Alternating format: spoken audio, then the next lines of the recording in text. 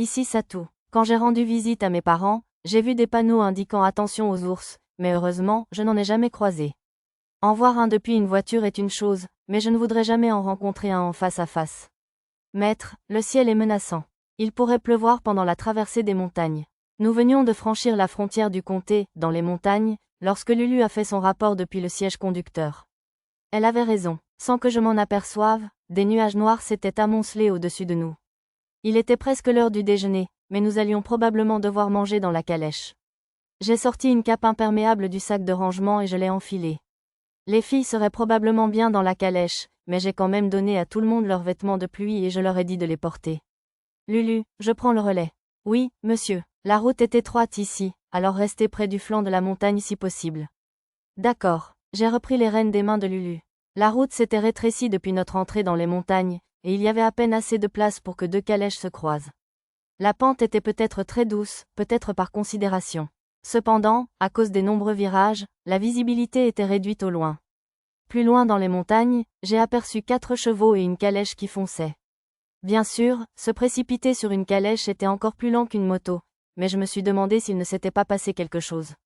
J'ai sélectionné, recherché sur toute la carte, dans mon menu magique et j'ai rassemblé des informations sur le comté de Kouanou. 3 cavaliers suivaient la calèche. J'avais d'abord deviné des voleurs, mais c'étaient des escortes. La calèche était bel et bien attaquée par près de 30 points rouges sur le radar. Je ne les voyais pas d'ici, mais en sélectionnant un point, j'ai découvert qu'il s'agissait d'une meute de loups. J'ai aperçu l'un des gardes à cheval qui repoussait les loups avec un arc court. Le capitaine de l'escorte avait à peu près le niveau de Lisa. Les 2 autres étaient de niveau 6 ou 7 à peu près la force d'un soldat moyen, je dirais. Les loups n'étaient que de niveau 3 ou 5, donc tant qu'ils ne dépassaient pas et n'encerclaient pas la calèche, les cavaliers s'en sortiraient probablement. Néanmoins, nous étions sur le point d'entrer en collision frontale avec la calèche en fuite, ce qui m'a incité à consulter la carte pour trouver un endroit où fuir. Au-delà de la crête suivante se trouvait apparemment une aire de repos avec une cabane où nous pourrions nous mettre à l'abri, alors j'ai poussé la calèche vers elle. Des dogs? Il y en a plein, monsieur. Vêtus de leurs vêtements de pluie, Pochi et Tama ont grimpé à l'avant pour signaler avoir repéré la meute à travers les arbres. Ce sont des loups. Ils poursuivent une calèche. Je les ai corrigés, puis j'ai expliqué la situation au reste du groupe à l'intérieur une fois qu'ils eurent fini de se changer. Des loups à la poursuite d'une calèche? On dirait un drapeau pour sauver une princesse ou un noble. Arisa semblait ravie de ce qu'elle croyait être une rencontre scénarisée, mais je lui ai dit de ne pas être ridicule. De plus, j'avais déjà réussi une mission de sauvetage de princesse et une mission de sauvetage de noble. Comme si un dieu du destin avait entendu la plaisanterie et s'en était offusqué, un loup géant de la taille d'une charrette attaqua les escortes montées. J'ai dû cligner des yeux ou détourner le regard une seconde, car j'aurais juré qu'il s'était téléporté devant le cavalier. Le capitaine de cavalerie se défendit contre l'attaque de la bête géante, mais 3 autres loups de la même taille bondirent sur lui. Incapable de se défendre contre la meute, il tomba rapidement. Les 2 autres cavaliers le virent, lâchèrent leurs arcs et tentèrent de fuir. Une décision judicieuse. Je voulais les aider, mais un arc court ne suffirait pas à cette distance. Le pistolet magique était hors de portée, lui aussi, car il avait à peu près la même portée. Mais une lance ou une pierre de jet aurait pu atteindre. J'ai arrêté notre calèche et lancé une pierre sur l'un des énormes loups. Ignorant la résistance de l'air et l'accélération gravitationnelle, le missile a filé à une vitesse subsonique et a fracassé la tête du loup géant. Je me suis préparé à tirer une 2e fois, mais aussi soudainement qu'ils étaient apparus, les autres loups géants ont disparu sur place. Les points sur mon radar suggéraient qu'ils s'en prenaient à la calèche. J'ai examiné les détails des loups géants sur la carte. C'étaient des loups fusées, des monstres de niveau 10, dotés des compétences uniques, propulsion par réaction, et contrôle de parenté. Ils étaient donc de la même espèce que le petit que Tama avait capturé auparavant. On va tendre une embuscade aux loups dans la zone dégagée qui approche. Préparez-vous au combat, tout le monde. Un concert de confirmation a retenti en guise de réponse. Même les chevaux ont répondu par des reniflements pleins de combativité. Faites ton mieux, Ri, monsieur. Toi aussi, Effie. Pochi et Tama ont encouragé les chevaux avant de préparer leurs boucliers et leurs épées courtes. Ri était le cheval de droite, et Effie celui de gauche. Inutile de préciser que l'inspiration pour leur nom venait de leur côté respectif de la voiture. Lulu, conduis pour moi, s'il te plaît. Je vais devant jusqu'à la place. Lulu se précipita dans la place du cocher pour me prendre les rênes, et je me mis à courir seul sur la route. Bien sûr, je ne pouvais pas sprinter à toute vitesse, sinon je défoncerais la route, alors je me limitais à la vitesse d'une voiture moyenne. Tout en courant, je consultais la carte. En peu de temps, les 2 escortes restantes étaient devenues la proie des loups fusées, hommes et chevaux confondus. Mais les escortes avaient gagné du temps, et la voiture était encore en sécurité. Les archers à l'arrière s'efforçaient de tenir les loups à distance. Les plus petits n'étaient que des loups bruns ordinaires. Le pouvoir de contrôle des loups fusées les contrôlait probablement. J'arrivais à la place. C'était plus grand que je ne l'avais imaginé. Il y avait des arbres le long de la vallée pour protéger du vent et assez de place pour garer 3 calèches. Un peu plus haut, à flanc de montagne, se trouvait une petite cabane en rondin. Les premières gouttes de pluie tombèrent enfin des lourds nuages. Je regardais plus haut sur le flanc de la montagne, au-delà de la zone plate où se trouvait la cabane. De là, je devrais pouvoir abattre les loups au col. Rapidement, je pris un arc court et quelques flèches dans le stockage. Mince, je n'ai que 10 flèches. Claquant la langue, je gardais les yeux rivés sur les loups bruns et la calèche tandis qu'ils apparaissaient et disparaissaient, tirant l'un après l'autre. Je visais leurs organes vitaux, donc la plupart de mes tirs furent des éliminations en un seul coup. Plus grand que Titraki, expert en arc. La cadence de tir rapide de l'arc était encore plus rapide que celle du pistolet magique. J'aperçus l'un des loups roquettes et m'en débarrassai. Ma dernière flèche n'ayant pas suffi à l'abattre, j'ai sorti mon pistolet magique du stockage pour le coup de grâce. La puissance de l'arc court dépendant de la force avec laquelle on tirait sur la corde, le niveau du manieur avait peu d'effet. Après cela, j'ai vaincu quelques loups bruns supplémentaires avec le pistolet magique, mais la route a pris un large virage le long d'une autre montagne, me faisant perdre de vue. En contrebas, la calèche avec le reste de mon groupe est arrivée, et je suis descendu les rejoindre. J'ai éliminé environ la moitié des loups. Il en reste 2 géants, on les appelle des loups fusées. Ils sont vraiment forts, alors on va les éliminer un par un ensemble. Même les filles bêtes auraient du mal à vaincre ces monstres un contre un sans se blesser. J'ai demandé à Lulu de se cacher dans la hutte et j'ai attaché les chevaux à un arbre caché dans l'ombre derrière. Arisa retroussait ses manches et faisait tournoyer ses bras, mais je devais lui parler doucement et lui faire éclater sa bulle. Arisa, n'utilise pas tes compétences uniques. Quoi, maître, se pourrait-il que tu sois enfin tombé amoureux de l'incroyable Arisa et de tout son? C'est un ordre, bien. Arisa tomba à 4 pattes, exprimant sa déception de façon dramatique. Je me sentais mal, mais je voulais suivre le conseil que Zen m'avait donné à l'article de la mort. Je devais m'assurer que nous n'utilisions pas imprudemment des compétences uniques comme le coup de canon à coup unique d'Arisa. Sous l'ombre de la montagne, le carrosse apparut sur la colline, à une trentaine de mètres. De la vapeur blanche s'échappait du corps trempé par la pluie du cheval. Le carrosse, bon, attaque. Au rapport de Tama, je donnai le feu vert au combat. L'arc et les flèches de Mia, les pierres de Pochi et Tama, et les flèches magiques de Nana fondirent sur les loups qui poursuivaient le carrosse. Comme la magie psychique d'Arisa pouvait potentiellement affecter la calèche, nous ne l'avons pas utilisée ici. J'ai tiré sur les loups, un pistolet magique dans chaque main. Waouh, des pistolets à 2 mains? C'est génial. Ah, si seulement les appareils photo numériques existaient. J'ai ignoré les commentaires d'Arisa et j'ai éliminé loup brun après loup. Alors que la bête de somme atteignait le sommet de la colline et s'engageait dans la descente, j'ai pu observer la calèche. Sous la verrière arrachée, j'ai aperçu un loup fusé à 2 doigts de dévorer le cocher. Il n'y avait aucune trace des gardes qui étaient à l'arrière. Monstre, courez! Le cocher nous a repérés et a crié. Il n'a pas dû entendre le loup fusé lui souffler dans le cou, car il n'a pas regardé en arrière. Le loup fusé a ouvert la gueule triomphalement au-dessus de la tête du cocher. On ne peut pas aller plus loin. J'ai réglé le pistolet magique au maximum et lui ai arraché la tête. Dans un bain de sang, le loup géant dégringola du véhicule. Le carrosse traversait la place. Arisa, en réponse à mon appel, Arisa lança son sort d'onde de choc dans la foule de loups poursuivant le carrosse, les frappant tous de plein fouet. Les loups ordinaires trébuchèrent et tombèrent, saignant des yeux et des oreilles. Au moins la moitié d'entre eux étaient morts. Je voulais que les filles bêtes s'occupent du reste des animaux les plus faibles, mais il fallait d'abord s'occuper de 2 autres loups fusés. À cet instant, un point lumineux apparut sur mon radar, venant droit vers nous depuis le sommet de la montagne. J'essayais de le trouver, mais ne vis rien. Il semblait suivre l'autre carriole, pas nous. Je sortis sur la route, scrutant la carriole en fuite. Une créature géante descendit du ciel et atterrit sur la carriole, démolissant le porte-bagages supérieur endommagé. C'était une bête semblable à un dragon, avec 3 têtes de serpent et 2 ailes, une hydre. Elle était de niveau 39, ce qui semblait approprié pour un monstre de la taille d'une maison individuelle. C'est comparable au roi mort-vivant Zen. Pour sauver le cocher, je pointais mon arme sur l'hydre. Maître, derrière vous, entendis-je Arisa crier derrière moi. Ma compétence, détecter le danger, réagit au même moment. Un point rouge fonçait sur moi sur le radar, un loup fusé. Bouclier Tate, Avant que je puisse tourner la tête, le bouclier magique de Nana stoppa la charge du loup fusée. Il ne stoppa pas complètement son élan, cependant, car le loup poussa le bouclier transparent vers moi. Je rangeai le pistolet magique et arrêtai le bouclier de ma main libérée.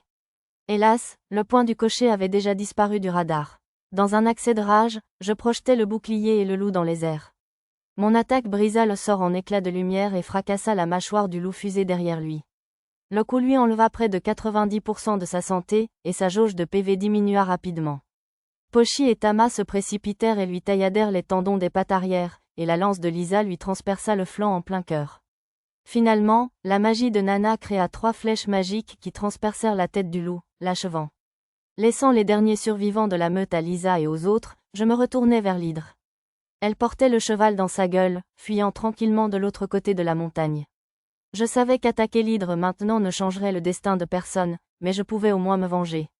La créature était déjà hors de portée du pistolet magique, alors je sortis une courte lance du stockage, visai l'hydre et la lançai de toutes mes forces. La lance, dépassant la vitesse du son, transperça les 3 têtes de l'hydre. Mon arme avait transpercé les 2 premières têtes et entaillé la 3e, mais cela ne suffisait pas à la vaincre. Perdant rapidement de l'altitude, l'hydre disparut derrière la montagne. Mon sortir de feu l'aurait probablement achevé, mais vu les incendies de forêt qui risquaient de se produire, c'était trop dangereux. J'avais vraiment besoin d'une magie à longue portée facile à utiliser, comme balle gelante ou flèche magique. Par précaution, j'ai marqué l'hydre sur ma carte. J'ai envisagé d'indiquer tous les monstres puissants du comté, mais une recherche a rapidement révélé qu'il y en avait trop. Les points pour les monstres et les démons de l'enfer sur le radar étaient blancs, sauf s'il était hostile, de la même couleur que les humains et les animaux. J'ai donc changé leur couleur par défaut en jaune. Ce faisant, j'ai remarqué que, contrairement au comté de Seriou, ce territoire comportait plusieurs zones vides. Le comte Kuanu ne contrôlait probablement pas ces zones. La plupart se trouvaient près de la frontière sud de la baronnie de Muno, mais l'espace vide au sud de la ville voisine de Nuki se trouvait juste à côté de notre position. Espérons que ce ne soit qu'une région inexploitée ou autonome, mais s'il s'agissait d'un repère de bêtes dangereuses comme l'hydre, je préférerais le découvrir au plus vite. Une fois que nous aurons trouvé une auberge en ville ce soir et que tout le monde sera bien installé, je devrais m'éclipser et enquêter. Ils penseront que je suis encore allé dans le quartier chaud, mais assurer notre sécurité est primordial. À la fin de la bataille, le ciel s'était ouvert sous une pluie torrentielle. Je me sentais coupable d'avoir laissé les corps se faire tremper par la pluie, mais les glissements de terrain étaient désormais un risque, alors nous avons tous évacué vers le refuge. Comme tout le monde avait froid et était trempé par la pluie, j'ai demandé à Lisa de préparer le déjeuner pour nous réchauffer. Arisa et Nana avaient gagné un niveau chacune au combat. Nana n'avait acquis aucune compétence, et Arisa semblait accumuler des points. Nana avait utilisé trop de magie pratique au combat et ses PM étaient faibles. Je lui ai donné une potion de récupération magique achetée à Seriou. Après avoir fait bouillir de l'eau, Lulu a préparé du thé, et le parfum rafraîchissant des herbes m'a aidé à me vider la tête. Je n'y avais pas pensé avant, mais je venais de réaliser que si quelqu'un avait un accident à cause du chariot accidenté et des cadavres de loups roquettes, j'en aurais la conscience tranquille. J'ai ouvert la carte et cherché d'autres chariots possibles sur la route. Même le véhicule le plus proche ne passerait pas par ici avant au moins 3 heures. Ah bon? Il y avait un survivant au milieu du col. 2, en fait. Il leur restait environ la moitié de leur endurance, mais leur statut indiquait inconscient. J'ai dit à Arisa et aux autres que j'allais vérifier l'état du chariot un instant et je suis sorti seul sous la pluie. Après avoir ramassé les corps des gardes et des loups tombés sur la route, je me suis dirigé vers les 2 survivants. Ils avaient dû tomber du chariot dans un virage serré au col et avaient survécu en atterrissant sur une corniche qui surplombait la falaise. J'ai attaché une corde à un arbre robuste qui dépassait du flanc de la montagne et je l'ai utilisé pour redescendre. J'aurais certainement pu sauter sur la corniche comme d'habitude, mais j'ai préféré être prudent, car je devais remonter avec 2 personnes. Difficile de dire à quoi ils ressemblaient, car ils étaient couverts de boue, mais d'après l'écran de réalité augmentée, il s'agissait d'un garçon et d'une fille d'une vingtaine d'années. Étonnamment, malgré leur âge de lycéen, ils étaient mari et femme. Enfin, je suppose que ce n'est pas si étrange, puisqu'ils sont adultes selon les normes de ce monde. Comme le garçon avait une jambe cassée, j'ai prodigué les premiers soins et posé une attelle. Puis je les ai attachés tous les 2 à la ligne de vie et j'ai sauté une trentaine de mètres plus haut, une personne sous chaque bras. Finalement, la corde n'était pas vraiment nécessaire. De toute façon, leur vie ne semblait pas en danger, alors je les ai allongés sous un arbre pour qu'ils se reposent un instant sous la pluie. J'ai récupéré et rangé les corps du capitaine d'escorte et de son cheval, et j'ai ramené les 2 survivants à la cabane en rondin. J'ai placé les corps sous un grand arbre et les ai recouverts d'un tissu. Le cheval étant trop grand pour être enchâssé sous l'arbre, je l'ai déposé à proximité, sous un tissu imperméable. J'ai trouvé des survivants. Mia, s'il te plaît, utilise la magie de guérison sur eux. Mia hocha la tête, et je l'ai laissé à ses soins avant de retourner dehors. Je voulais récupérer le corps du cocher. Maître, j'ai laissé Lulu et Nana s'occuper de la cuisine. S'il vous plaît, permettez-moi de vous accompagner. Lisa m'avait suivi en imperméable, alors j'ai décidé de l'emmener. Pochi et Tama voulaient venir aussi, mais comme le corps serait probablement horrible à voir, je leur ai ordonné de rester. Lisa et moi avons marché sur la route. Je suppose que c'est prévisible, puisque cet énorme demi-dragon a atterri ici, murmura Lisa d'une voix tremblante. Suivant son regard, j'ai aperçu l'épave de la calèche. À l'emplacement de la diligence du cocher gisait maintenant le corps d'un homme, écrasé jusqu'à la taille. Il devait déjà être mort lorsque j'ai tenté de les sauver. J'ai rassemblé les effets personnels du défunt et vérifié ses papiers d'identité. C'était un marchand de Kuanu. La majeure partie de la cargaison avait été détruite, alors je l'ai poussé, ainsi que l'épave de la calèche, dans un fourré au bord de la route pour ne pas gêner la circulation. Après que la pluie se soit calmée, Arisa a utilisé son sort de magie psychique, Réveil, pour réveiller les deux survivants. Je leur annonçai qu'ils étaient les seuls survivants et les conduisis à l'arbre où j'avais déposé les corps. Ils s'exclamèrent, « Grand frère, mon frère !» Les filles bêtes, qui récupéraient les noyaux des cadavres des loups fusés sur la place, s'approchèrent d'eux avec sympathie. Lulu, qui saignait les loups bruns non loin de là, semblait elle aussi inquiète. Je ne pouvais déchiffrer l'expression de Nana qui travaillait à côté de Lulu, mais comme elle observait aussi les survivants, elle ressentait probablement la même chose. Le garçon s'installa le premier, alors je lui discutais un peu. Le cocher était le frère de la fille, et tous les trois faisaient des affaires ensemble. Ils avaient engagé une équipe d'escorte compétente lorsqu'il avait appris que la frontière était infestée de loups, mais aucun d'eux ne savait que des monstres comme les loups fusés attaqueraient aussi. Il donna un violent coup de pied dans la tête du loup fusé sur la place, et je l'emmenai avec moi récupérer la cargaison éparpillée sur la route. Cela l'aiderait sans doute à se changer les idées un moment. J'ai appelé Arisa et Mia pour qu'elles s'occupent de la fille. Le garçon et moi avons inspecté la cargaison qu'ils avaient jetée pour alléger le chariot. Pochi et Tama nous ont suivis. La plupart de leur chargement était composé de produits de menuiserie et de poterie. La poterie était calée avec une sorte de sciure, si bien qu'au moins la moitié était intacte. Il y avait toutes sortes d'objets en bois, comme des manches de lance, des hampes de flèches et divers meubles. On vous aide, monsieur. Tama et Pochi ont insisté pour porter le chargement, et lorsque nous avons atteint le corps du capitaine d'escorte, la plupart des biens avaient été récupérés. Que faire des corps? Je pense qu'il serait préférable de les enterrer derrière le refuge.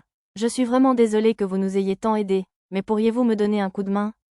Je m'attendais à ce qu'il nous demande de les emmener à la ville la plus proche, mais d'après le garçon, la plupart des gens abandonnaient les corps tels quels au bord de la route, et même les plus fervents religieux ne faisaient qu'une prière ou une offrande. Même s'il restait des proches survivants, comme dans ce cas, ils pouvaient rarement se permettre un enterrement. J'ai accepté sans hésiter sa requête et nous avons creusé des tombes derrière la hutte. Il aurait été normalement difficile de creuser des trous pour enterrer 4 personnes, mais entre ma foi incroyablement élevée et l'aide des filles bêtes, nous avons terminé en un rien de temps.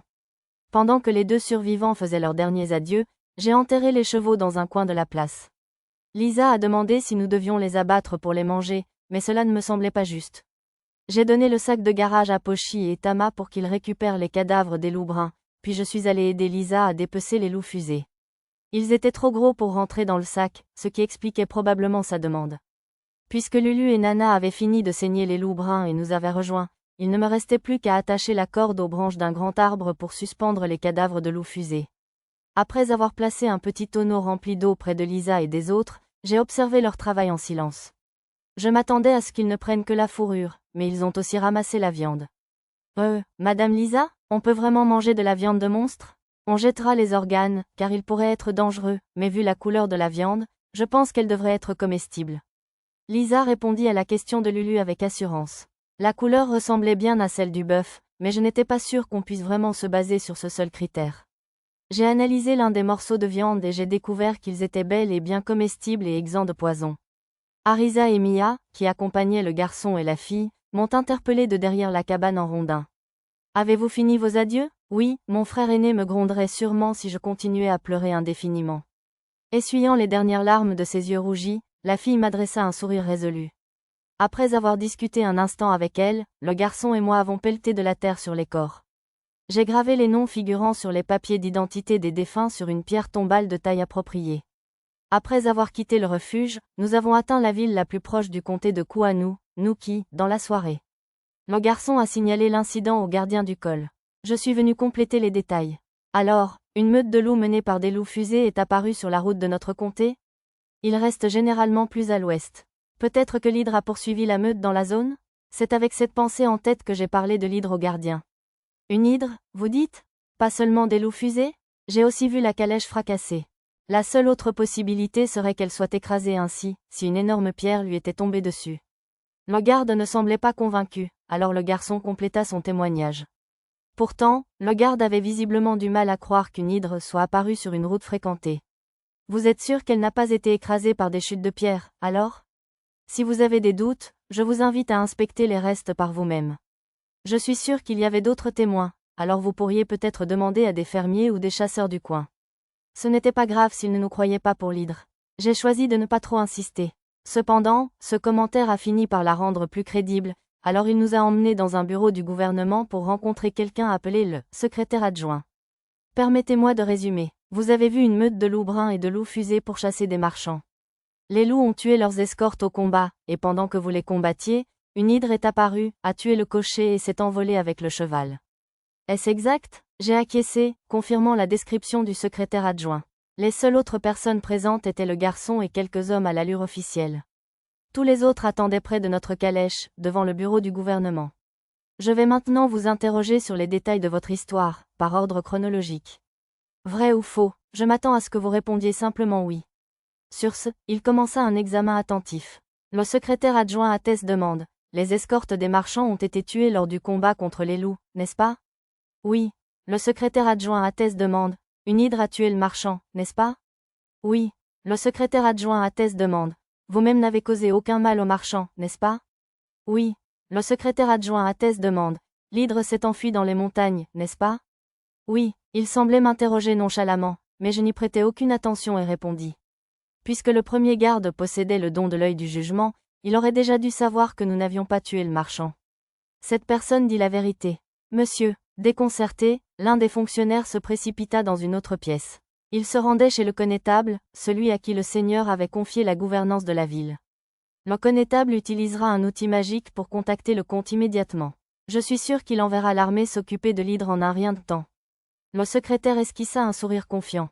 Le garçon et moi fûmes convoqués dans le bureau du connétable, et une fois de plus nous dûmes expliquer la situation concernant l'hydre et les loups fusés. Apparemment, les loups fusés contrôlaient les loups bruns comme l'heure pour la chasse en montagne, et l'armée du duc peinait à les affronter. Le baron qui servait de connétable nous félicita, quoiqu'avec condescendance. Après cela, nous nous rendîmes dans le bureau de l'assistant du connétable pour discuter de notre récompense pour les informations sur l'hydre et la défaite des loups fusés. La ville semblait avoir un petit budget, et je sentais qu'ils étaient réticents à donner de l'argent. J'ai donc essayé de leur demander une lettre de recommandation pour une auberge pour la nuit plutôt que des marchandises ou de l'argent.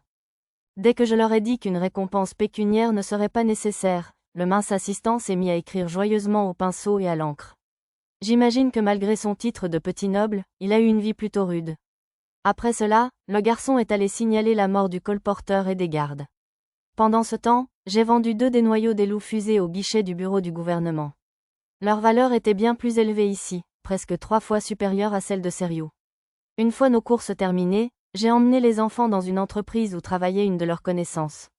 En guise de récompense, le garçon m'a dit de prendre ce que je voulais parmi les marchandises en stock. Je ne manquais pas d'argent, mais il aurait été impoli de refuser ses remerciements. J'ai donc choisi des hampes de flèches et des manches de lance. J'aurais été un peu inquiet pour l'avenir du garçon si j'en étais resté là. Je l'ai subtilement convaincu de me dire lesquels de leurs produits étaient les plus difficiles à écouler dans cette ville et j'en ai acheté quelques-uns à un prix légèrement supérieur. Arisa m'a reproché d'être trop indulgent, mais comme nous n'avions pas à payer de frais de port, j'ai pensé que nous pourrions rentrer dans nos frais en les vendant ailleurs. Le garçon et la fille nous ont remerciés à plusieurs reprises en nous disant au revoir, et nous sommes allés à l'auberge que les gens du bureau du gouvernement nous avaient dit être la meilleure de la ville. Comme c'était une ville assez petite, nous sommes arrivés rapidement à l'auberge. J'ai essayé de réserver une chambre ou 2 pour que tout le monde puisse se reposer, mais on nous a informé que les demi-humains n'étaient pas autorisés à l'intérieur. J'aurais probablement pu convaincre Arisa d'utiliser à nouveau le pouvoir qu'elle avait démontré à Kainona, mais ce ne serait pas nécessaire ici. j'ai remis au propriétaire notre lettre d'introduction du bureau du gouvernement. L'effet fut immédiat, et nous avons obtenu 2 chambres pour 4 personnes, comme demandé. Après que le propriétaire l'eut poliment pliée et me l'eut rendue, je la glissai dans ma poche de poitrine. Elle ne servait plus à rien, mais je n'allais pas jeter une lettre de noblesse. Nous avons déterminé nos chambres à pierre papier ciseaux, et j'ai fini par partager une chambre avec Nana, Lulu et Lisa. Au début, j'ai craint que ce ne soit un procès, mais j'ai ensuite compris que c'était sans intérêt. En effet, je comptais explorer la zone vide ce soir. Il était presque soir, mais comme nous prévoyions de partir tôt le lendemain matin, j'ai assigné à chacun des courses. Arisa et Nana trouveraient le poivre et les autres épices. Les autres réapprovisionneraient le fourrage et le cercueil d'eau. Accompagnée de Lisa, je suis allée visiter la seule boutique d'alchimie et de magie de la ville. Pour éviter tout problème, j'ai fait porter à Lisa un pardessus à capuche. Quand nous sommes arrivés au magasin, un homme avec une capuche sur les yeux a surgi et a failli me claquer la porte dessus, mais Lisa a rapidement tendu la main et l'a arrêté. La porte heurta le visage de l'homme, qui protesta d'un ton impérieux. « Attention, à qui crois-tu avoir affaire ? Pardon, es-tu blessé ? Personnellement, je pensais que c'était de sa faute, mais j'ai décidé de prendre mon courage à 2 mains et de m'excuser. Tu me pardonneras si je n'y étais pas vraiment. » L'homme, le visage caché sous sa capuche, remarqua quelque chose et ferma la bouche avant de monter dans la voiture qui attendait non loin. Alors que son serviteur émergeait lentement de la boutique, chargé d'un lourd bagage, l'homme à la capuche lui cria « On va à la prochaine boutique. »« Viens vite, espèce d'esclave stupide. » La voiture démarra avant que l'esclave puisse y monter. Sans un mot de plainte, l'esclave prit le sac qui tintait sur son épaule et suivit la voiture. « Allons-y, Lisa. » Je fis signe à ma compagne, qui regardait la voiture partir, et nous entrâmes dans la boutique. « Bienvenue. Si vous cherchez des toniques pour hommes, nous avons des pilules, mais pas de potions. » La vendeuse, affublée de ce qui ressemblait à d'étranges lunettes magiques, tira des conclusions hâtives avant même que je ne dise un mot. Ai-je l'air d'un lubrique à ce point-là ?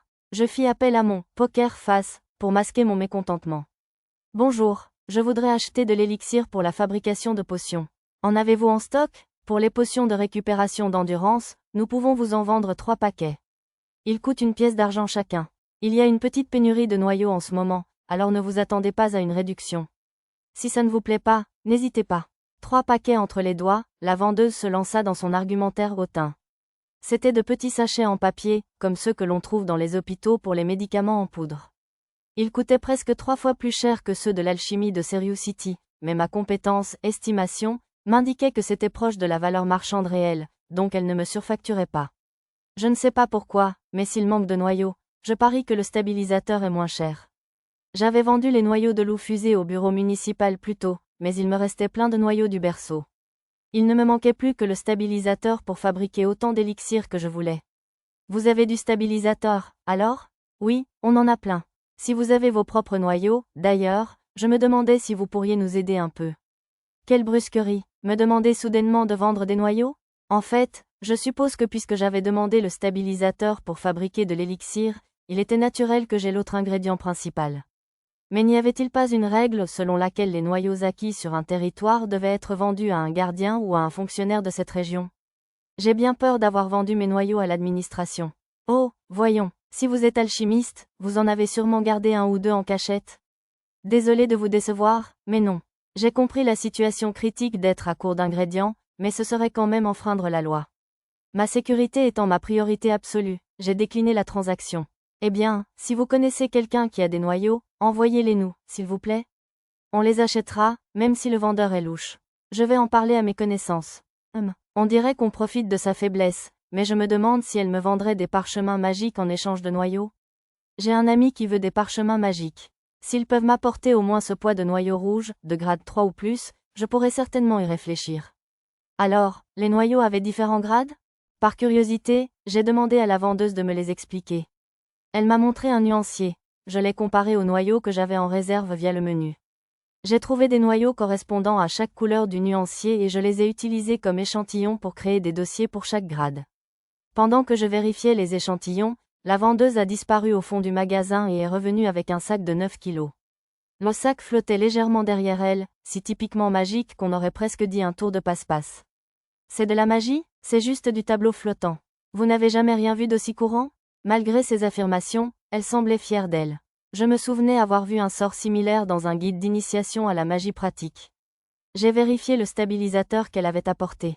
L'écran de réalité augmentée l'appelait stabilisateur, poudre de feuilles du J. Le prix du marché était de 5 pièces d'or.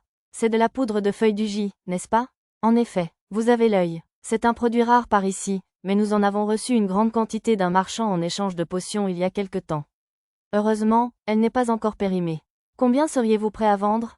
Nous venons de faire le plein d'herbes de Yarma pour stabilisateur, donc je serais même prêt à m'en séparer en entier. Si vous achetez tout le lot, ce sera 2 pièces d'or.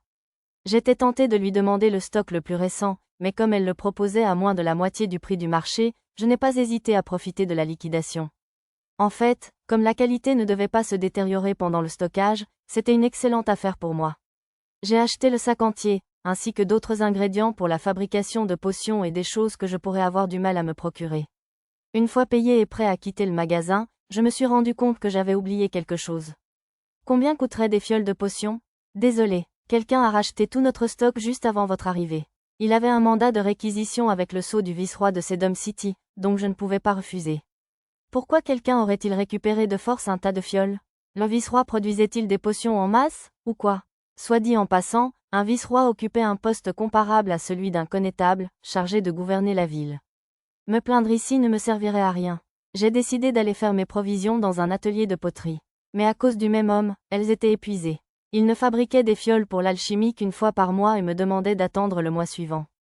Comme il devait mélanger le stabilisateur à la base, il ne pouvait pas les fabriquer en même temps que d'autres produits. J'ai tout de même acheté une grande quantité de stabilisateurs, comme ça, si la ville voisine n'en avait pas non plus, je pourrais essayer de fabriquer les fioles moi-même. Heureusement, le bout de papier que j'ai reçu de Oz contenait des instructions détaillées sur le processus de poterie. Je pourrais m'en sortir. De retour à l'auberge, j'ai reçu un rapport fier d'Arisa annonçant qu'elle avait acquis le poivre. Et ce n'était pas tout, ils allaient aussi. J'ai obtenu de la moutarde et de la poudre de cayenne, de l'huile d'ail et de poireaux, quelques variétés de choux marinés et ce qui ressemblait à du radis décon mariné. Ils avaient également fait provision de décon cru et de divers ingrédients pour la cuisine et les marinades, afin que nous puissions élargir notre gamme de plats végétariens. On s'est fait apporter le dîner dans nos chambres. C'était meilleur que celui de l'auberge Kainona, mais j'ai pensé qu'on aurait pu trouver quelque chose de plus savoureux à un stand de restauration. J'ai couché les enfants tôt ce soir-là et je suis sortie en ville. J'ai juste dit à Lisa et aux autres que je sortais. Elle et Nana voulaient m'accompagner, mais comme ce serait plus rapide de me déplacer seule dans ce cas, je leur ai dit de rester. Bon, n'y avait-il pas autre chose à faire avant mon enquête? J'ai entendu dire que vous aviez besoin de carottes. Je suis entrée dans la boutique d'alchimie et me suis approchée de la vendeuse. J'avais enroulé du tissu autour de mon visage et revêtu une cape en lambeaux avec une capuche sur les yeux. J'avais l'air tellement suspect que même moi, je me serais dénoncé. Certainement, à condition qu'il soit de grade 3 et plus. Cependant, la vendeuse a peut-être deviné mon déguisement, car elle a répondu avec désinvolture. J'ai sorti les noyaux de ma poche et les ai posés sur le comptoir. Comme je les avais obtenus d'abeilles à aiguilles cramoisies, la plupart étaient plutôt petits. Ceux du labyrinthe étaient tous au moins de grade 7, et ceux du berceau seulement de grade 1 ou 2, donc je n'avais pas beaucoup de choix. Écoute, je sais que les noyaux sont assez stables avant d'être réduits en poudre, mais je ne les trimballerai pas comme ça dans ma poche à ta place. Et s'il aspirait de la magie et explosait pendant que tu utilisais un sort? Waouh, ils explosent? Je suppose que le premier outil magique que j'avais fabriqué a explosé aussi quand je l'ai surchargé. Je l'ai remercié pour son conseil et j'ai disposé 20 noyaux. Elle les a placés sur quelque chose qui ressemblait à une petite tablette de transmutation et les a inspectés, prenant des notes, estimant probablement leur prix. Vous n'avez rien d'un peu plus haut de gamme? Idéalement, j'aimerais des rouges de grade 5 ou supérieur pour les potions de niveau intermédiaire. Même quelques-uns feraient l'affaire. Que dirais-tu de ça? J'ai posé sur la table les noyaux des traqueurs de l'ombre que j'avais vaincus en sauvant Casque Rouge. Bien qu'ils soient plutôt petits, ils étaient de grade 6. Tiens, c'est une pierre de qualité.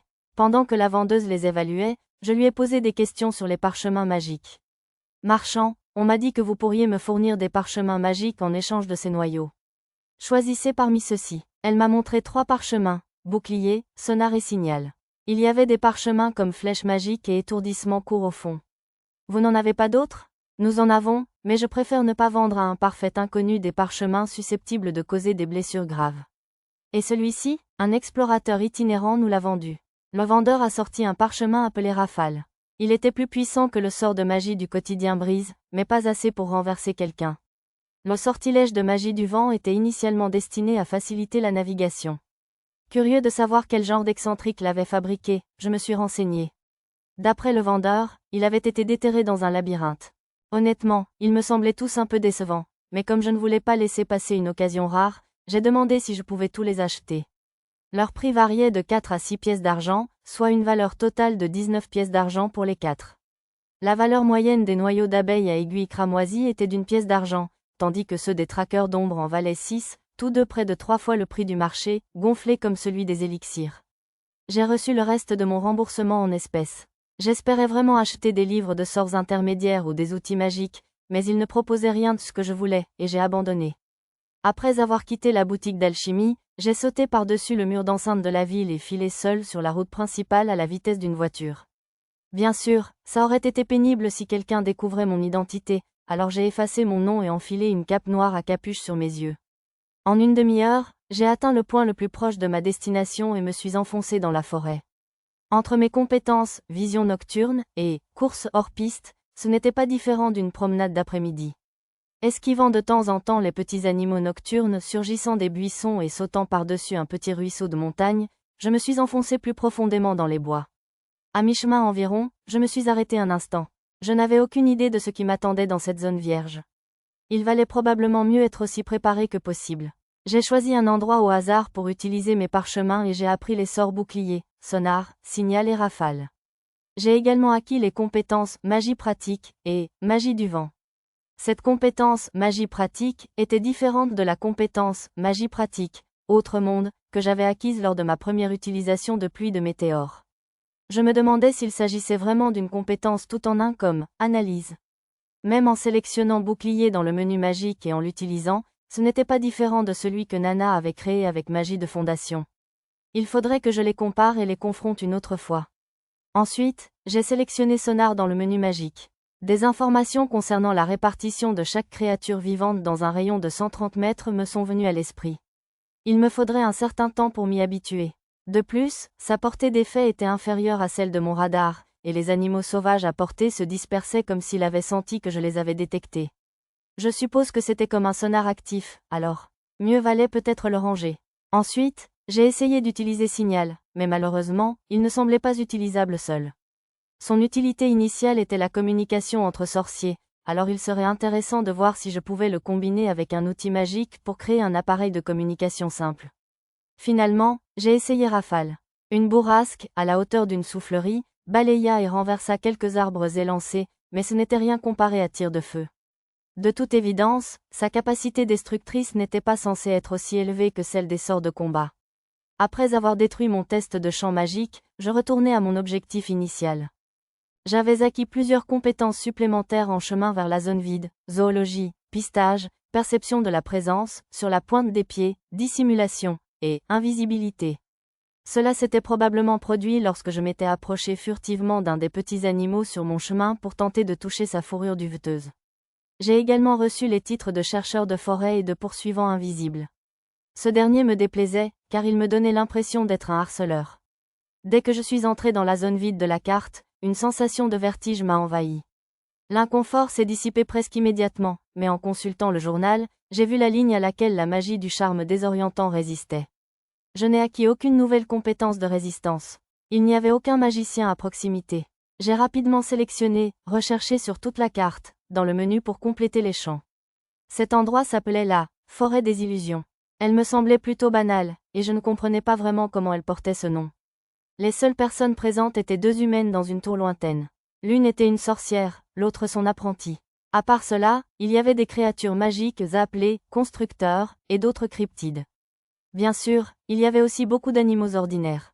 Alors que je fixais distraitement l'endroit où j'avais eu le vertige un instant plus tôt, un écran de réalité augmentée afficha « Barrière de charme désorientante ». Elle était probablement là pour repousser pacifiquement les intrus. Apparemment, la nouvelle de mon passage dans la structure était parvenue jusqu'à la tour de la sorcière, car son apprenti se dirigeait maintenant vers moi. J'avais déjà terminé mon travail ici, mais je me suis dit qu'il valait mieux que je m'excuse pour mon intrusion. S'il ignorait qui avait pénétré sur leur territoire ni pourquoi, cela les inquiéterait inutilement, n'est-ce pas? Le groupe d'accueil ne tarderait pas à arriver. Lancer de pierre, Sekijun. L'apprentie sorcière, une petite fille en robe, se cacha derrière des arbres voisins et lança un sort. 3 lances de pierre jaillirent du sol à mes pieds comme des stalagmites. L'attaque m'encerclait de tous côtés, mais l'intention semblait être de me piéger, pas de me transpercer.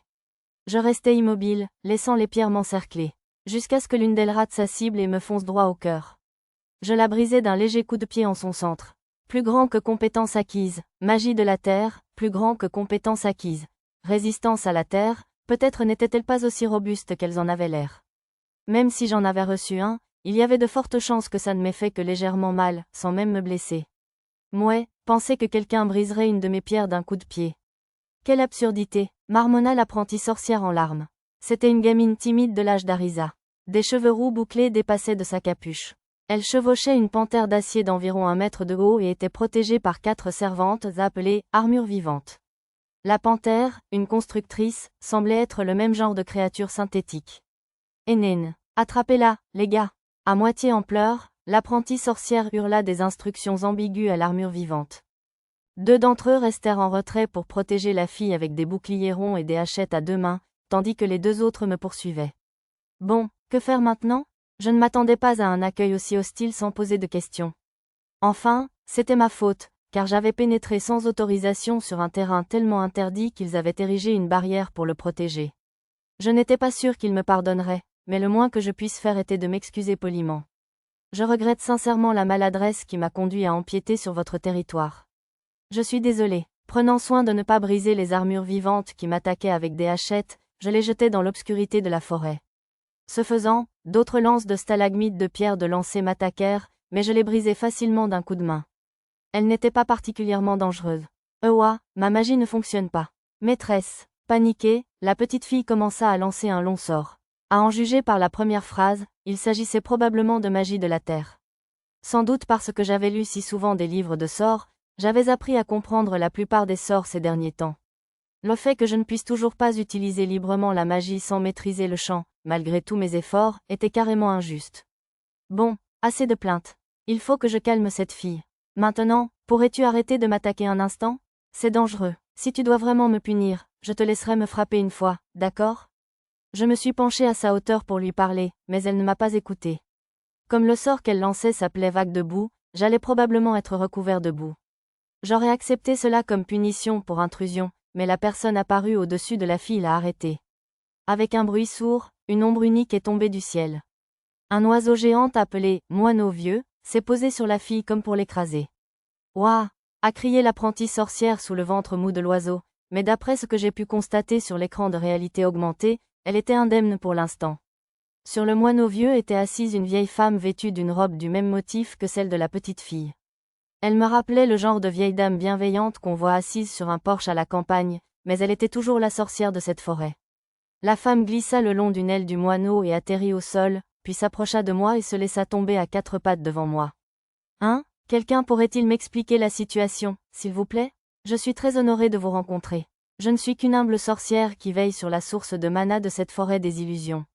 Je vous présente mes plus sincères excuses pour mon apprenti insensé et son comportement terriblement grossier envers un émissaire de Bolénan. Je vous en prie, veuillez considérer ces vieux ossements avec bienveillance et pardonner notre grave transgression. Alors, c'est aussi une source ? Attendez, plus importante encore, qu'est-ce que c'était que cette histoire d'émissaire de Bolénan ? Je me demande si ça a un rapport avec le clan de Mia. Ah, c'est peut-être la cloche que j'ai reçue de Casque Rouge. La cloche silencieuse de Bolénan était un symbole de statut social fabriqué par les elfes, je crois. Eh bien, peut-être que ça m'aidera à dissiper ce malentendu. Madame la sorcière, veuillez vous lever. C'est moi qui suis entrée sur votre territoire sans un mot de bienvenue. Si quelqu'un doit s'excuser, c'est moi. La sorcière ne bougeait toujours pas de sa position prostrée, alors je posai ma main sur son épaule, ce qui la fit lever les yeux. Cependant, comme il n'y avait pas de téléphone, je ne savais pas comment contacter quelqu'un avant de lui rendre visite. Quelle parole généreuse, émissaire. Je pense qu'il y a eu un malentendu. Je protège un elfe du clan Bolénan, mais je ne suis en aucun cas un émissaire officiel. Pourtant, attaquer un personnage qui détient la cloche silencieuse, c'est comme déclarer la guerre au village de Bolénan lui-même. Un peu comme tirer sur un diplomate, j'imagine ? Enfin, pourriez-vous vous lever ? Cela me fait mal de voir une femme ramper par terre. S'il vous plaît, au moins pour mon bien. J'ai finalement réussi à faire lever la vieille sorcière et j'ai réitéré mes excuses, nous parvenant enfin à un accord. Quant à la raison de mon entrée dans la forêt des illusions, Je lui ai expliqué que je voulais saluer la gardienne de la source de mana. Ma compétence, fabrication, y était peut-être pour quelque chose, mais elle m'a cru sans problème. En fait, je n'étais pas sûre qu'elle croie que je n'étais pas un émissaire. Je suis montée à bord du moineau ancienne avec la sorcière, et nous avons volé jusqu'à sa tour. Le dos moelleux de l'oiseau était si confortable que j'aurais presque souhaité pouvoir le chevaucher plus longtemps. Il s'est posé sur le toit avec la finesse silencieuse d'un expert. J'ai jeté un coup d'œil à mon journal une fois descendu du moineau ancien, mais je n'avais pas acquis la compétence équitation. Plus tard, j'aimerais dresser quelques montures volantes et partir en voyage aérien avec tout le monde. Seigneur Satou, par ici, s'il vous plaît. J'ai suivi la vieille sorcière et la lumière au bout de son bâton en descendant l'escalier depuis le toit de la tour. L'escalier en colimaçon longeait le mur sans rampe. Il y avait une impression de fabrication artisanale, à tel point que j'avais peur que les marches ne s'effondrent sous mes pieds. Le dernier étage ressemblait à un entrepôt. Des plantes suspendues pour sécher bordaient les étagères, tandis que la pièce elle-même contenait des boîtes bien rangées, des paniers et divers outils inconnus. La sorcière ou son disciple était très ordonnée. Nous avons dépassé l'étage où dormait la sorcière et son apprenti, et elle m'a invité dans une pièce qui ressemblait à un salon et à un laboratoire. Une petite boule de poil nous a accueillis avec un cri étrange qui ressemblait à « Poukoui ». On aurait dit une grosse boule de coton, mais d'après Lara, c'était le familier de la sorcière, une sorte de cryptide appelé « oiseau globe ».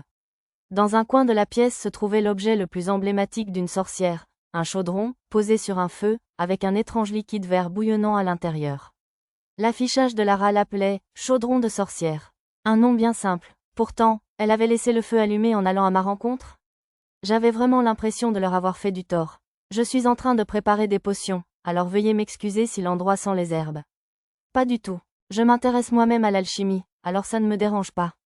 Je suppose qu'elle avait remarqué que je fixais le chaudron et qu'elle avait mal interprété la situation. Tout de même, Madame la sorcière, n'utilisez-vous pas une tablette de transmutation? Ce chaudron est une sorte de tablette de transmutation, voyez-vous. C'est un objet magique qui imprègne la potion du mana abondant de la source pour en augmenter considérablement l'efficacité. Il s'est avéré que la tour elle-même était une installation de concentration de mana. Puisque les villes ont des cœurs de ville, peut-être que les tours en ont aussi? Je n'ai pas pu me résoudre à poser une question aussi impolie, alors nous nous sommes présentés officiellement. J'ai vérifié les informations détaillées sur l'écran de réalité augmentée à côté d'elle. Bien qu'humaine, la femme était plus âgée que Mia, l'elfe, avec ses 217 ans. Les sorcières vivent-elles simplement plus longtemps, ou est-ce parce qu'elles contrôlent la source? La femme était de niveau 37, ce qui semblait relativement bas pour son âge. Elle utilisait la magie de l'eau et la magie pratique. Elle possédait également un éventail de compétences très magiques, dont méditation, transmutation, formulation, et fabrication d'outils magiques. Son titre était « Sorcière de la forêt des illusions », ce qui aurait été parfait si ce n'était pas aussi son nom. Curieux, j'ai demandé à la sorcière son vrai nom pendant notre conversation, et elle m'a dit l'avoir abandonné en héritant de la source. Ainsi, une partie du rituel d'héritage d'une source de mana exigeait de renoncer à son nom. J'ignorais même l'existence d'un rituel pour hériter des sources. Lorsque j'ai pris le contrôle de la source de la vallée des dragons, je n'avais accompli aucun rituel de ce genre, alors peut-être que massacrer les dragons avec pluie de météores était l'équivalent. Je me suis aussi demandé si je n'avais pas réussi à prendre le contrôle de la source du berceau de Trazayuya parce qu'une seule personne ne pouvait pas contrôler plusieurs sources, ou si Mia l'avait obtenu grâce à son titre de maître du berceau. Pour une raison inconnue, rien comme contrôleur de source n'apparaissait dans mes titres ou mes notes, je n'avais donc aucun moyen de le confirmer. Je n'avais probablement pas remarqué que j'avais pris le contrôle de la source de la vallée des dragons, car je n'avais pas consulté mon journal après avoir utilisé pluie de météores. Après avoir discuté des sources de mana, j'ai demandé à la vieille sorcière de me montrer ses potions finies. En les analysant, je les ai toutes trouvées de haute qualité.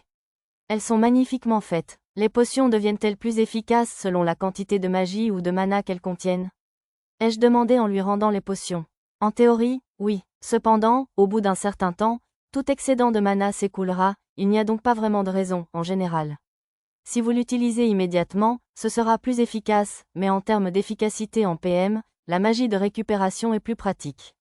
Je vois, c'est pour ça que ce n'était pas mentionné dans mes manuels d'alchimie.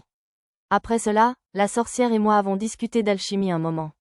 C'était surtout la vieille femme qui me faisait la leçon, mais la conversation s'avéra néanmoins enrichissante. J'entendis du fracas en bas.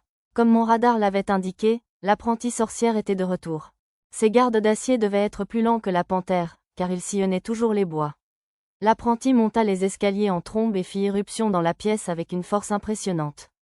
Cette fille a besoin de se calmer. Inanima Anna, avant de faire irruption dans une pièce. Oh, je suis désolée, maîtresse.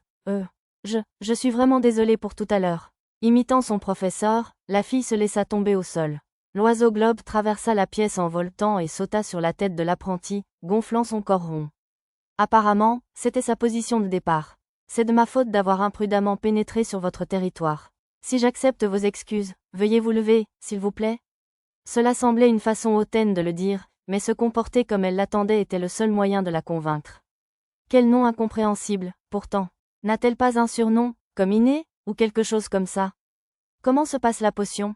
La vieille sorcière prit la parole, et Iné se précipita pour remuer le contenu du grand chaudron. Comme elle faisait la même taille que le chaudron, la tige de brassage ressemblait à une rame entre ses mains. Ça avance bien, maîtresse. Cela signifie que nous pourrons remplir notre part du pacte cette fois encore. Oui, en effet. Puis-je compter sur vous pour surveiller le feu ce soir? Ouais, laissez-moi faire. Cela semblait indiquer qu'elle allait s'endormir et échouer, mais se moquer des autres était impoli, alors je l'ignorais et me tus. Le mot « pacte » m'a sauté aux yeux, me poussant à le lui demander. J'étais simplement curieuse. Je n'avais aucune intention d'insister s'il ne voulait pas en parler, mais la vieille sorcière n'eut aucun mal à me donner une réponse simple. C'est un pacte que nous avons conclu avec le comte Kouanou. En échange de leur protection contre les hors-la-loi et les chasseurs dans notre forêt, nous leur livrons 300 potions spéciales 2 fois par an.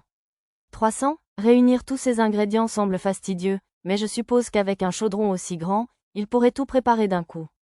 Bien que la vieille sorcière l'ait bien exprimé, cela ressemblait à une taxe destinée à garantir l'autonomie de cette forêt. Des hordes de kobolds avaient apparemment attaqué les mines d'argent du comté ces dernières années, ce qui accentuait la pression pour qu'ils respectent leur part du marché. Certes, avec autant de médicaments à action rapide, il était difficile d'imaginer l'armée subir des pertes, même face à une importante meute de monstres. Peut-être la pénurie de noyaux dans la ville de Nuki et l'achat officiel de fioles pour potions étaient-ils liés à la fabrication de potions par la sorcière? Eh bien, vu la situation dans le comté, je n'avais aucune intention d'intervenir. La vieille sorcière et moi avons repris notre discussion d'alchimie, interrompue par le retour de son apprenti. La sorcière m'a expliqué qu'elle avait fabriqué son propre équipement de transmutation, dont le chaudron, et m'a appris des connaissances utiles sur les outils magiques en plus du cours d'alchimie. Puisqu'elle m'avait si généreusement enseigné tous ces modèles et recettes, il me fallait rassembler plus de matériaux et essayer une nouvelle concoction. Bien qu'elle ne demandât aucune compensation pour ces informations, la vieille sorcière avait une requête. Lorsque je l'informa que je me rendais vers la vieille capitale, elle me demanda de remettre une lettre à l'une de ses connaissances en chemin. La personne en question vivait dans une forêt, à l'écart de la route principale, mais cela ne me dérangeait pas, alors j'acceptais quand même. À ma grande surprise, elle m'apprit que le destinataire de la lettre était un géant de la forêt. Si c'était un jeu, cela aurait sans aucun doute été une quête, livrer la lettre au village des géants. Puisque j'allais aider la vieille sorcière et son ami le géant, et que, par-dessus le marché, je découvrirais un village de géants, tout le monde semblait gagnant. Et avec non seulement des géants, mais aussi des licornes vivant dans la forêt, j'attendais ce voyage avec impatience. Ne voulant pas abuser de mon hospitalité, je décidai de rentrer. Lisa et les autres devaient s'inquiéter pour moi, de toute façon. Refermant la lourde porte de bois derrière moi, je quittai la tour. La vieille sorcière m'avait proposé de me porter sur le moineau suranné, mais il était cruel de faire voler une personne âgée la nuit au début de l'hiver, alors je déclinai poliment. Venue me saluer, la vieille sorcière lança un sort qui créa une traînée de faible lumière sur le sol. La magie, plus sophistiquée qu'il n'y paraissait, absorba environ 10% des PM de la sorcière. Cependant, ces PM se régénérèrent à une vitesse incroyable, environ la moitié de ma vitesse de récupération incroyablement rapide. Les vitesses de récupération de Mia et d'Arisa étaient incroyablement lentes comparées aux miennes, mais celles-ci étaient bien plus rapides. C'était probablement un autre avantage de la source de mana. Bien sûr, nos PM de base étant différents, comparer les taux de récupération en pourcentage n'était pas forcément très précis, mais cela donnait une estimation approximative. Chasséant ces pensées superflues de mon esprit, je fis mes adieux à la vieille sorcière et quittai la tour. Ce chemin de lumière me ramènerait hors du territoire. À mon arrivée dans cette forêt, j'avais pensé qu'elle ne portait pas bien son nom, mais j'avais tort. Des muguets scintillants comme des lucioles, des papillons d'un vert pâle, des sauterelles transparentes comme du verre. La forêt regorgeait de créatures fantastiques. Elles n'étaient pas toutes belles non plus. Lorsque des papillons voltaient sur mon chemin, arborant des visages humains trop réalistes, je ne savais pas si je devais rire ou frissonner. Dans une petite prairie entre les arbres, des fées appelées « faunes » dansaient joyeusement en frappant sur des tambours. Je parie que si j'emmenais les plus jeunes filles ici, elles se joindraient à moi. Je voyais de moins en moins de spectacles à mesure que je m'approchais de la barrière de charme désorientante. J'étais un peu triste de partir, mais j'en avais vu plus qu'assez pour me satisfaire. Sur le chemin du retour, j'ai abattu un sanglier que j'ai trouvé tapi le long du chemin. Un souvenir pour Lisa et les autres. De retour à l'auberge, Arisa, presque hystérique d'inquiétude, m'a réprimandé. En substance, sa tirade était qu'il était trop dangereux pour moi de m'aventurer seule dans la forêt la nuit. Quand lui ai-je dit que j'étais sortie de la ville? Elle a esquivé la question quand je lui ai demandé ce qu'elle faisait dans cette chambre plutôt que dans la sienne, mais vu sa chemise de nuit plutôt courte, elle essayait probablement de se glisser dans mon lit à nouveau. J'aurais sans doute pu être plus offensif en le soulignant, mais comme la leçon larmoyante d'Arisa était plutôt adorable, je l'ai simplement prise dans mes bras et me suis excusée sans chercher d'excuses.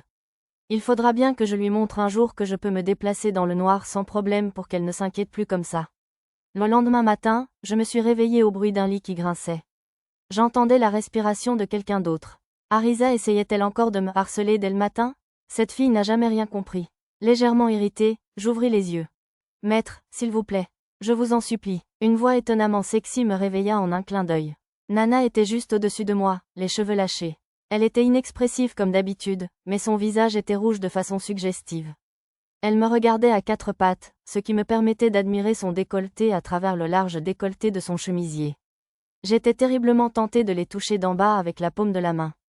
Je n'avais pas tout compris, probablement parce que j'avais désactivé ma fonction, oui aiguë, la veille au soir pour ne pas avoir à entendre les ronflements du vieil homme d'à côté. Maître, dépêchez-vous. Bien sûr, envoûtée par la chaleur fiévreuse de la voix de Nana, j'acquiesçai involontairement. Nana se redressa et, d'un seul coup, déchira son chemisier. Tirée par le t-shirt, ses seins ronds bondirent triomphalement dans l'air libre du matin. Après un instant de grâce, ses longs cheveux blonds couvraient rapidement la vue, les poursuivant à toute allure. En transe, ma main se dirigea instinctivement vers la poitrine de Nana. « Bonjour, ta chère Arisa est là aussi. » Qu'est-ce que c'est? Les cris d'Arisa me ramenèrent à la raison. Regardant autour de moi, je vis que Lisa et Lulu n'étaient pas dans la pièce. Elles s'étaient probablement déjà réveillées et étaient parties préparer notre départ. Que faire de cette main qui flotte dans l'air? Devrais-je la serrer quand même? Encore à moitié endormie, je tendis la main vers Nana. Arisa utilise barrière impénétrable. Arisa fit un bond sauvage vers moi, et je la pris automatiquement dans mes bras. Nana nous fixa, Arisa et moi, perplexes. Maître, dépêchez-vous de calibrer mon instrument de base, je vous prie. Hein? Tu ne fais rien de mal? Au mot de Nana, la fureur d'Arisa disparut. Ouais, allons-y. Bien sûr que non. Vraiment? Il y a quelque chose de louche là-dedans. Pas du tout. Arisa me lança un regard accusateur, mais je la repoussai grâce à ma compétence visage impassible. Puis nous écoutâmes les explications de Nana. Il s'avéra que la mauvaise récupération de PM dont Nana s'était plainte la veille était devenue un problème majeur, alors elle m'avait demandé de l'aider à la régler. Tu n'as pas la compétence manipulation magique. Comme mes instruments de base ne fonctionnent pas correctement, je ne peux pas effectuer la procédure pour le moment, je vous le signale. D'accord. J'ai aussi la compétence manipulation magique. Je vais essayer. Que dois-je faire? Pose ta main près de mon cœur et laisse la magie s'y répandre. Je t'avertirai de tout ajustement nécessaire, je le déclare. Nana laissa retomber ses bras le long d'elle, offrant son corps nu. Non loin de là, Arisa laissa échapper un grognement sourd. Désolé, mais c'est au nom d'un traitement médical. Ouais, je n'ai pas le choix. J'ai tendu la main vers sa poitrine d'un air triomphant, mais juste avant de pouvoir la toucher, Mia m'a arrêté d'un mot. Retour. C'est vrai, si c'est juste près du cœur, il n'y a aucune raison que tu ne le fasses pas dans son dos. Excellente idée, Mia. Quand tu veux. Mia avait passé la tête par l'entrée de la pièce, et elle entra au trot et sauta sur mes genoux. La proposition de Mia est acceptée. L'efficacité de l'ajustement ne sera pas affectée si c'est par le dos, je te le garantis. Nana se leva, se détourna de moi et se rassit. Ses sous-vêtements blancs modernes étaient magnifiques, mais je sentais les regards noirs d'Arisa et de Mia, et j'ai commencé à les enfiler sans même les fixer. Nana a rassemblé ses cheveux et les a ramenés sur son épaule, devant elle. Les cheveux fins de sa nuque et la ligne lisse de son dos étaient terriblement attirants. Il ne faut jamais sous-estimer la sensualité des omoplates. Si je baissais ma garde une seule seconde, j'avais peur de perdre le contrôle. À ce moment-là, j'étais terriblement tentée de lui caresser la colonne vertébrale, mais je concentrais toute ma volonté pour résister à cette envie.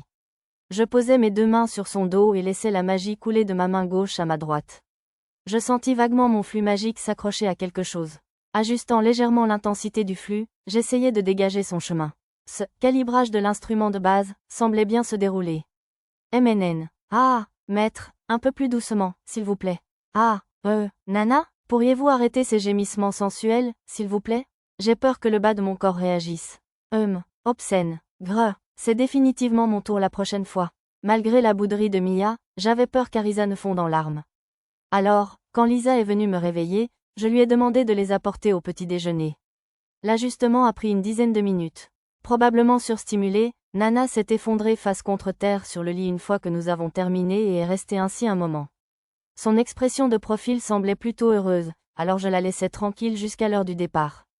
Notre 6e après-midi depuis notre départ de Serious City se passa sur un léger air de satisfaction. Nous quittâmes Nuki, ville du comté de Kuanu, et installâmes notre campement en fin d'après-midi dans une prairie près d'un petit ruisseau. Pour éviter tout problème, j'avais choisi un endroit ombragé, sous les arbres, difficile à repérer depuis la route principale. J'avais choisi de camper ici pour pouvoir dépecer les bêtes capturées la veille. Même si elles ne perdaient rien de leur fraîcheur dans l'entrepôt, il fallait les traiter avant de pouvoir les utiliser pour la cuisine. Une fois les préparatifs du camp terminés, les hommes bêtes s'attaquèrent à la tâche principale, dépouiller les corps. Lulu et Nana aidèrent également aux préparatifs pour la transformation de la viande. Mia et Arisa détestaient l'odeur du sang, alors je les envoyais en aval chercher des herbes sauvages. Il y avait beaucoup à faire cette fois. Je devais vraiment donner un coup de main, moi aussi. J'ai rassemblé toute ma détermination et j'ai rejoint Lisa et les autres qui s'occupaient des loups au bord de la rivière. Il y a un problème, maître? Lisa a posé la tête de loup qu'elle venait de retirer sur une pierre proche et s'est tournée vers moi. J'ai croisé le regard de la tête fraîchement coupée. Ma motivation s'estompait à une vitesse fulgurante. Oh non, j'ai justement abattu un sanglier lors de ma promenade hier soir. Pourriez-vous le démonter aussi? Ma bouche a bougé d'elle-même, changeant rapidement de sujet. J'ai utilisé le sac de rangement pour atteindre le rangement et en sortir le petit sanglier.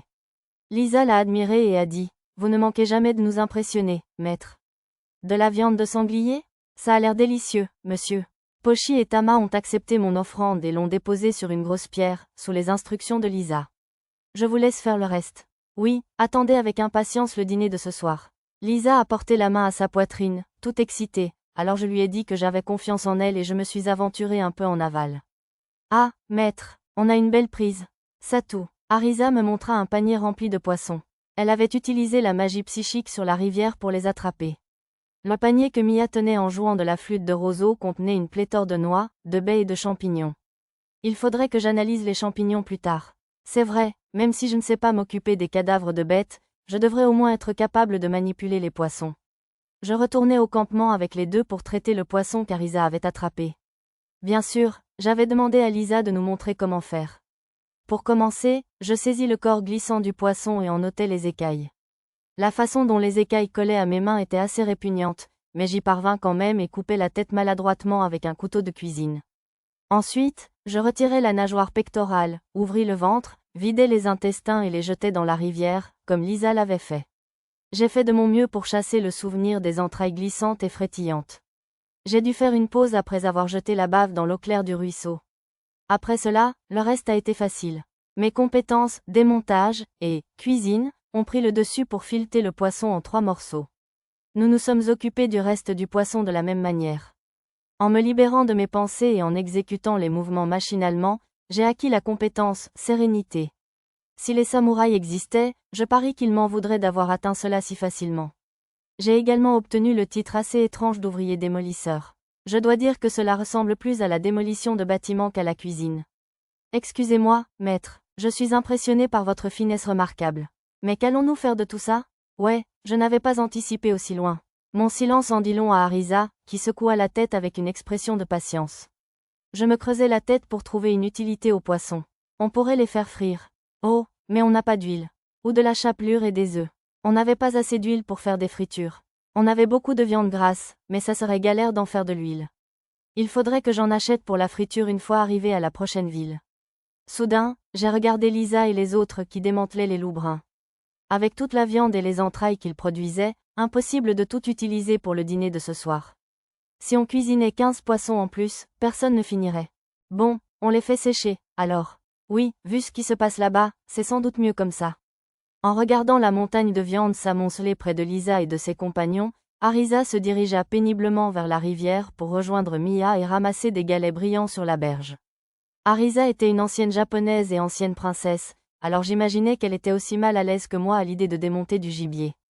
Je l'observais du coin de l'œil, puis disposais les filets de poisson sur un plateau en bois et les salerais généreusement. Il ne restait plus qu'à laisser le soleil assécher toute l'humidité, et ils seront cuits.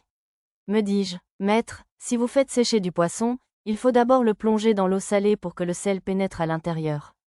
J'avais commencé à aligner les filets salés au soleil, mais Lisa m'en empêcha. Elle m'expliqua que la procédure correcte consistait à tremper le poisson dans une saumure salée pendant une trentaine de minutes, puis à le rincer à l'eau, et enfin à le faire sécher dans un endroit ensoleillé et bien aéré. J'ai suivi les étapes selon les explications de Lisa. Grâce à ma compétence cuisine, j'avais une idée générale de la quantité de sel nécessaire. Je pouvais savoir quand c'était suffisant sans même regarder l'heure, ce qui me permit de comprendre la puissance de ce système de compétences. J'ai lavé les filets et les ai disposés côte à côte sur une grande assiette. Il ne me restait plus qu'à m'assurer que les insectes ne les attrapent pas. J'ai appelé Arisa près de la berge. Arisa, désolé, mais pourrais-tu m'aider avec l'insectifuge? D'accord. Le sort d'insectifuge d'Arisa était un sort original, conçu par moi-même. Je l'avais inventé après l'avoir vu utiliser le sort de magie psychique champ d'anxiété pour éloigner les nuisibles. Cette magie rendait les insectes méfiants. J'en avais aussi créé un pour les petits animaux, mais Tama était si sensible aux créatures environnantes qu'elle n'arrivait pas à se calmer, alors nous l'avions abandonné. Le but du sort était de nous assurer de dormir confortablement la nuit lors d'un camping. Une seule utilisation suffirait jusqu'au lendemain matin. Place maintenant à l'essentiel. Après avoir réussi la mission de manipulation du poisson, j'étais un homme nouveau. Bon, il est temps de démanteler des loups. Lisa, oui, que puis-je faire pour vous? J'étais un peu déconcerté par l'obsession de Lisa pour la collection de têtes coupées. Oh, je me demandais juste si on pourrait les cuisiner, vu qu'il y en a tellement. On pourrait sans doute utiliser la langue, le tissu cérébral et tout le reste, mais je gardais ça pour moi. Je n'étais vraiment pas prêt à regarder quelqu'un dépecer une tête coupée. Je te demanderai la prochaine fois qu'on ira chez le boucher en ville. Oui, je t'en prie. L'expression de Lisa était rayonnante d'impatience, un peu surréaliste vu la tête de loup qu'elle tenait. J'ai soigneusement évité de croiser son regard cette fois-ci et j'ai participé au reste du démontage. Elles étaient gluantes, d'une autre manière que le poisson, mais je ne voulais pas faire mauvaise impression devant tout le monde, alors j'ai gardé mon sang-froid. L'astuce consistait à éviter le contact visuel avec le cadavre quand je lui décapitais. En chemin, j'ai essayé le titre de démolisseur que j'avais obtenu plus tôt, mais ça n'a rien changé, à ce que j'ai compris. Qu'est-ce que ça veut dire exactement, alors? Avec tout ce massacre, l'odeur devenait terriblement forte. J'aperçus Mia et Arisa, toujours à la recherche de jolies pierres sur la berge, et j'appelai l'elfe. Je lui demandais de nous laver avec de la magie. Mais un seul tour ne suffisait pas à dissiper complètement l'odeur tenace. Désolé, Mia, mais peux-tu boire une potion de récupération de PM et réessayer? Non, non, Mia refusa, dessinant un X sur sa bouche avec ses doigts. Amer, les potions de récupération de PM sont-elles si dégoûtantes? C'est vrai, personne ne veut en boire, sauf en cas d'urgence. Pourquoi ne pas te laver normalement à l'eau chaude? Je te laverai même le dos, maître. Obscène. Grâce à la remarque imprudente d'Arisa, Mia avala une potion de récupération magique d'un trait et utilisa à nouveau le sort sur moi. Son visage était crispé de dégoût, alors je lui donnai un peu de réglisse épineuse pour lui nettoyer le palais. Comme j'avais nettoyé avant, je m'assis à l'ombre des outils magiques du bâtiment des calèches. J'avais été responsable de la bouilloire pendant un certain temps, mais bien que j'ai déjà pris un bain avec les filles bêtes dans la maison d'hôte du château, je sentis qu'il était temps de partir dès que Nana et Lulu commencèrent à se déshabiller. De toute évidence, les femmes de ce monde n'avaient aucune pudeur face à la nudité. Le souvenir de la peau blanche comme une perle de la femme de l'auberge du front de la porte de Seriou me revint en mémoire, et je secouai vivement la tête pour chasser toute pensée impure. La dernière chose dont j'ai besoin, c'est que ma libido s'emballe ici. Réprimant tout désir charnel par la seule force de ma volonté, je décidai de me remettre à la fabrication d'objets magiques. Cette fois, je cherchais un chauffe-eau. Le circuit de conversion de la puissance magique en chaleur, semblable à une tige d'amadou, était relativement simple, alors je me dis que je pouvais m'y attaquer. La dernière fois, j'avais dessiné mon circuit sur une planche de bois, mais cette fois, j'utilisais un radiateur. J'ai pensé qu'il serait préférable d'utiliser un matériau ininflammable. J'ai ouvert stockage à la recherche d'une base offrant une bonne résistance et conductivité thermique. J'avais plusieurs candidats en tête et j'ai opté pour des casseroles de rechange.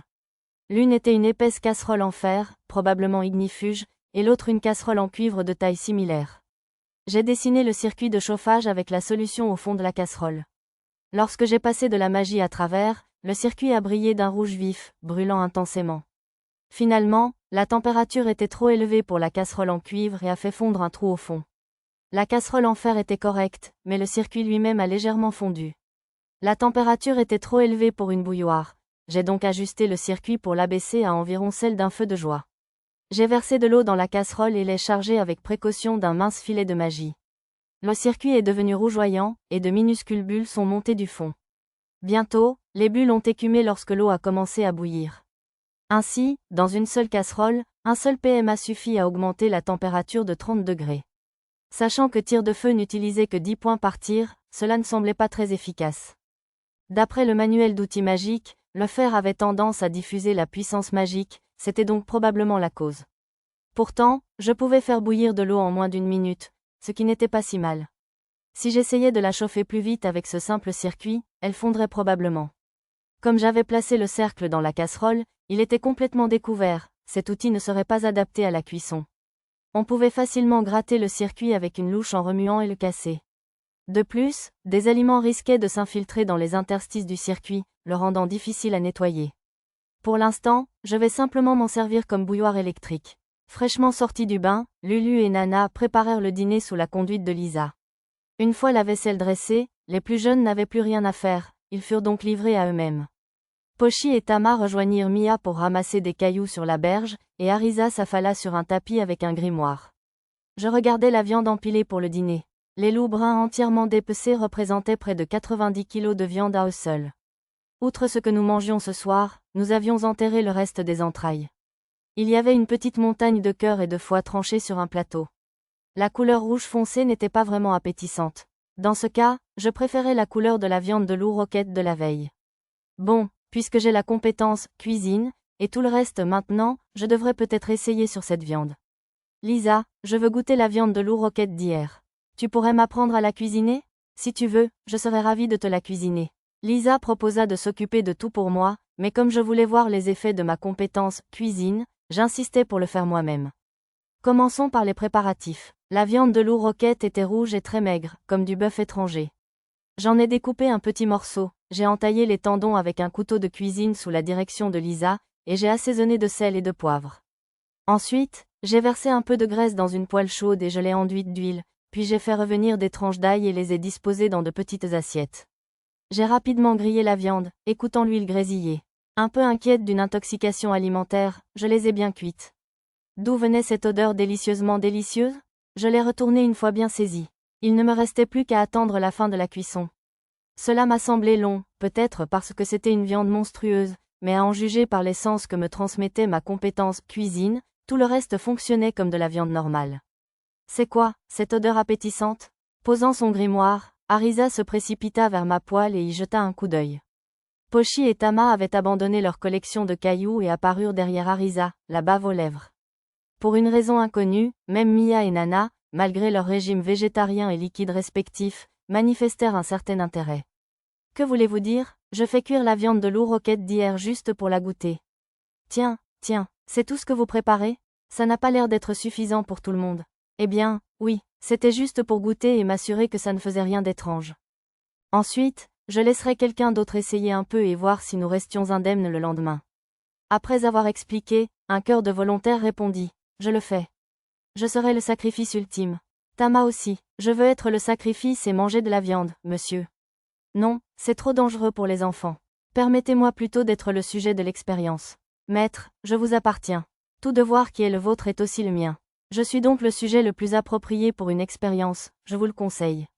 Monsieur, de la viande? Alors tout le monde veut en manger? Sauf Mia, en tout cas, qui avait été charmée par l'odeur et s'était désintéressée une fois qu'elle avait appris que c'était de la viande. Nana, tu dois continuer ton régime liquide encore un peu. On décidera à pierre-feuille-ciseaux. Nana, tu n'es toujours pas censée manger d'aliments solides, alors tu ne peux pas. Maître, reviens sur ta décision. Non, Nana a fait de son mieux pour exprimer son choc et sa mortification avec son visage impassible, mais je l'ai froidement rejeté. Je me sentais vaguement coupable, mais je pouvais difficilement soumettre la personne à l'estomac le plus fragile à cette expérience. Hurrah, j'ai gagné. Lulu sautillait triomphalement, les poings levés. Je ne l'avais jamais vue manifester une joie aussi franche. Observant affectueusement Lulu comprendre ce qu'elle faisait avec une gêne immédiate, je coupais la viande en 2 morceaux. Puis j'en jetai un dans ma bouche. Quoi, la viande était plus délicieuse que toutes celles que j'avais jamais goûtées. Non, je suppose que de toutes les viandes que j'avais mangées, le filet de bœuf omis que le président de l'entreprise m'avait offert était probablement un peu meilleur. Mais quand même, pourquoi ce steak était-il si délicieux? Le simple assaisonnement de sel et de poivre avait fait ressortir la saveur originale de la viande. Malgré sa cuisson parfaite, il semblait fondre en bouche dès la première bouchée. Il n'y avait pas beaucoup de jus, mais le liquide savoureux coulait directement sur ma langue. La graisse fondue de la poêle ne faisait qu'ajouter à la saveur. Je ne m'attendais vraiment pas à ce que ce soit aussi délicieux. Et l'ail que j'avais ajouté lui donnait encore plus de profondeur. Le goût de gibier, si différent de celui du bœuf, m'a submergé de plaisir. Le petit morceau de viande a disparu dans ma gorge. L'odeur d'ail dans mon nez et l'arrière-goût sur ma langue m'ont donné envie d'une seconde bouchée. Mais, me souvenant de mon objectif, je me suis forcé à rester fort. J'ai vérifié mon journal pour en être sûr, mais je n'ai vu aucune résistance étrange.